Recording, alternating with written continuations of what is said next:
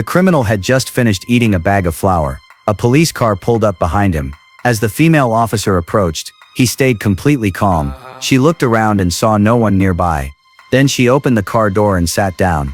The very next second, the criminal lunged at her, but the officer immediately shoved him away. Business first.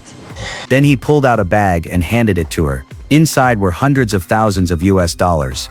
Turns out the officer and the criminal were working together. She gave him confiscated flour to sell. He made a profit off the deals. But what they didn't know was that a reporter happened to be walking by at that very moment. She also happened to overhear their conversation inside the car.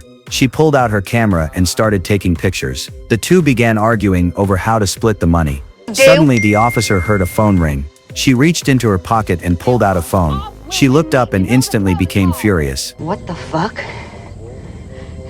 You fucking recording me, Jimmy? Realizing he had been exposed, the criminal threw a full bag of flour into her face. Then he jumped out of the car and ran. But it was already too late. The officer took aim and fired a shot. The criminal was killed on the spot. What the officer didn't know was that the entire event had been secretly photographed by the reporter. She quickly got rid of the criminal's body, then hid the car deep in the woods. She thought everything had been handled perfectly, but as she squatted to pee, she noticed a shadow hiding in the bushes. Hey! Hey! The reporter was so scared, she dropped her camera and ran. But she soon got lost in the forest. Even worse, the officer had already found her.